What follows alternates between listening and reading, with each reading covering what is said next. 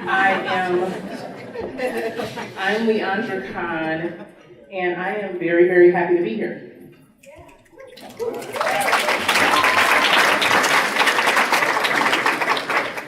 So this mission of access and equity of mine started on a Greyhound bus ride from Mobile, Alabama to Chicago when I was in my mother's womb.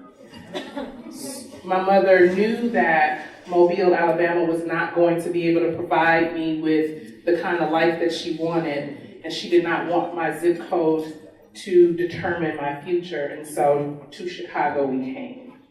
My mother was a teenage mom, and just armed with the desire to create a better life, we landed here.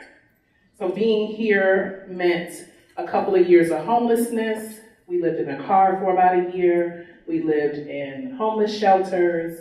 And in 1979, she met my father. He's my stepfather, but I call him Dad. And he saved our life. So when people ask me about my dad, I get really emotional. Because he is like the greatest man ever.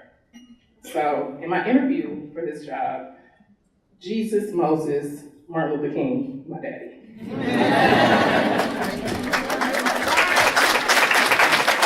And number 3, you could add like whatever civil rights leader you want for number 3, it doesn't matter. But my dad certainly is number 4. So, he changed our life. He married my mom 6 weeks after meeting me and her, and the rest is history. So I lived at 20th in Michigan, and my neighborhood school was John B. Drake. Anybody know where it is? On 2610 King Drive. So my mother read to me, while I was in her womb. She read to me every day. She did all the things us wonderful parents do for our children. And John B. Drake could not provide me with the kind of access or education that she thought was beneficial. So I took an IQ test in 1980, and then I was shipped to Lincoln Park. Again, zip code being the determining factor of a quality education. And so I was part of Chicago's busing program to integrate schools. So a Black girl who was supposed to be born in Mobile, Alabama, who got to Chicago, lived on 20th in Michigan, then got on a school bus and went all the way to Fullerton and Geneva. So it was about 6 of us who integrated a Lincoln Park school, and I use the word integrate because it's very absurd to think that in 1980 we were still trying to integrate schools. So 6 Black kids integrated Abraham Lincoln Elementary. Anybody heard of that? Yes. Little Lincoln. And so that's where I began my education for real, for real. There I learned French, I learned to play the clarinet, I learned to ski, I learned to play tennis, I got lifelong friends. And then I went on to go to the Whitney M. Young Magna High School. Any Dolphins in the building? Again, zip code dictating the future. Somewhere in the middle, I moved to 89th and Laughlin, Arbor Gresham, where Ellison is located. That school bus ride got even longer. So from 20th in Michigan all the way to Lincoln Park, that was probably about a 40-minute school bus ride. And then from 89th and Laughlin to Lincoln Park, that was an hour-and-a-half bus ride every single day from K to 8, right? So this journey, this great migration that people of color have been doing for the last 50 years still doesn't stop. And so as a student, I recognize that my opportunities have always been about moving and changing and adapting. And it's unfortunate that the students who I would walk to the neighborhood school at the time was Fort Dearborn. I would walk with my friends to school, and they would go inside the building, and I would stand outside the building to wait for the school bus to take me to my better school.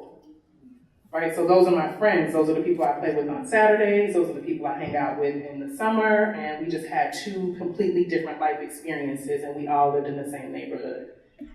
From there, I went on to ILL. You can see I'm obsessed with orange and blue. And I majored in civil engineering. Graduated with a BS in civil engineering and practiced engineering for about a decade. So I designed roads, bridges, small buildings, lots of gas stations. I did the bridge inspections for all of the bridges over the Chicago River. I did the Hillside Strangler, 355, 94, 294, lots and lots and lots of stuff. And again, continuing to only see a handful of people who look like me in workspaces. So if you were a woman, you answered the phones. If you were a Black man, you weren't there in my workplace. So how do I reconcile this idea that I have been handed this wonderful life and this wonderful experience, and it all comes down to education, right? Like everything that we are, everything that we get to be is because of the kind of education that we get to have. And here I am as an educator, continuing to try to provide students, not only who look like me, but students of all economic backgrounds, all races, a quality education. And I don't think that you should have to leave your area, your neighborhood, your zip code, but if you want to, you can, but it should not be a requirement to get on a school bus and ride an hour and 30 minutes just to get a good education. So I feel like I was born for this role because charters have been leading innovation for decades. And I hope that I bring that to Civitas, this idea of incubation, this idea of innovation, because we all are innovators. Like the world around us is changing. And what my hope for this organization is that we change the color and composition of the tables in the rooms where decisions are being made about our children.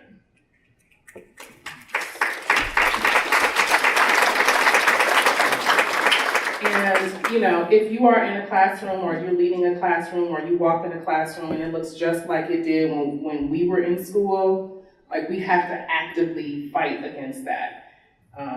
We know that the Industrial Revolution is how our schools were modeled, the ringing bells, the rows, and it just doesn't work for all kids.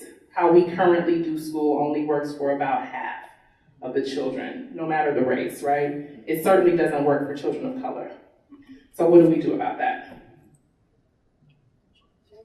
We have to change it. So it starts with us, and I think that we can change it one classroom at a time, one school at a time, one charter network at a time, and that's what we're going to do today. So thank you.